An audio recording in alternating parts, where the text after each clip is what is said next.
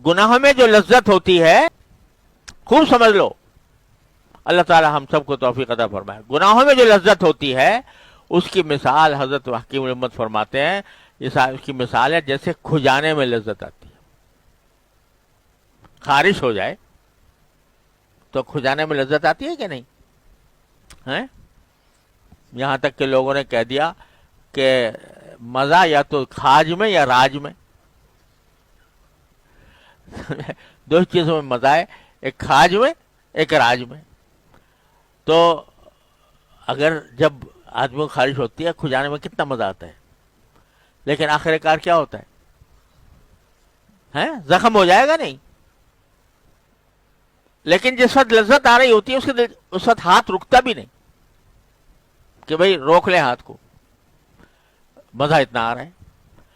तो हजरत फरमाते हैं गुनाह की लज्जत जो है वो खारिश की लज्जत के जैसी है, खारिश की लज्जत जैसी है, जिसका अंजाम खराब है। लज्जत तो है लेकिन खराब है, उसका अंजाम खराब है।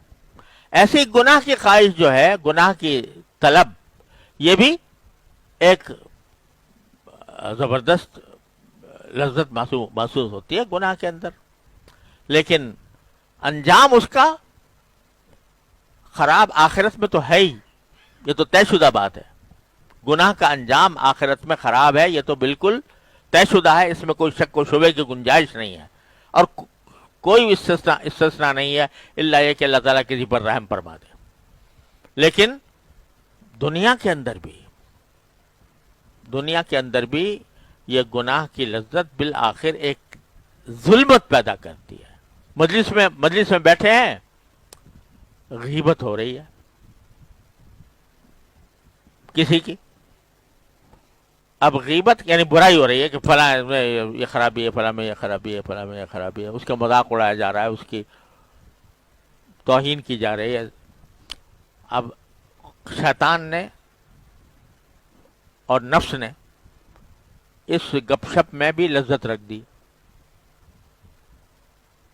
जब गपशप हो रही हो तो उसमें किसी का जिक्र करके उसके आबरू रेजी करना, उसको बुरा भला कहना, उसकी बुराइयां बयान करना, इसके अंदर भी एक लज्जत है। तो वो जब आदमी उस लज्जत का तकाजा होता है उसका मुब्तला हो जाता है गीबत में, करने में या कम से कम सुनने में। अब ऐसे मौके पर जब एक पूरा मजमा बैठा है और गीबत कर रहे हैं लोग, और एक आदमी बेचारा चाहता है कि मैं गीबत की बात न सुनूं, मगर महफिल ऐसी है, वो उसका इलाज तो यह है कि वहां से उठ के चला जाए, लेकिन महफिल ऐसी है कि उससे उठना मुश्किल हो रहा है, या तो खुद अपनी ख्वाहिश नफ्स की वजह से, या इस वजह से कि लोग क्या कहेंगे, तो इस वजह से उठना मुश्किल हो रहा है। तो मगलूब हो गया बंदा, मगलूब हो गया तो कह दे, अल्लाह मियां से कह दे, रब्बी इन्नी मगलूबन फंतसिर। अगर सच्चे दिल से कहेगा और अल्लाह ताला की कुदरत और उसके रहमत पर भरोसा करके कहेगा, जरूर अल्लाह ताला रास्ता निकालेंगे इंशाअल्लाह। मुमकिन नहीं है कि अल्लाह ताला रास्ता ना निकाले। तो जब भी ख्वाहिशात नफ्स का गलबा हो, उस ख्वाहिशात नफ्स के गलबे में अपने आप को इंसान मजबूर महसूस कर रहा हो, तो पुकार ले अल्लाह मियां को, रब्बी इन्नी मगलूबन फंतसिर। अल्लाह तबारक व तआला से छोटी सी दुआ मांग ले, दिल से मांग ले, सच्चे दिल से मांग ले, यकीन के साथ मांग ले कि अल्लाह ताला जरूर कबूल फरमाएंगे। तो या तो अल्लाह ताला बचा लेंगे गुनाह से इंशाअल्लाह, या कम से कम उसके ऊपर तौबा इस्तिगफार की तौफीक दे देंगे, माफ फरमा देंगे। हज़रत मौलाना रूमी रहमतुल्लाह अलैह फरमाते हैं कि यूसुफ अलैहिस्सलाम को देखो कि भरपूर जवानी है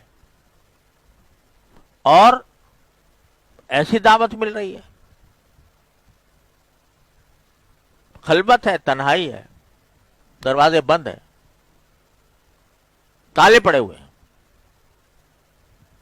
تو کیا کیا معلوم، آنکھوں سے دیکھ رہے تھے کہ تالے پڑے ہوئے ہیں، باہر نکلنے کا راستہ ہی نہیں ہے، مگر دروازے تک بھاگ گئے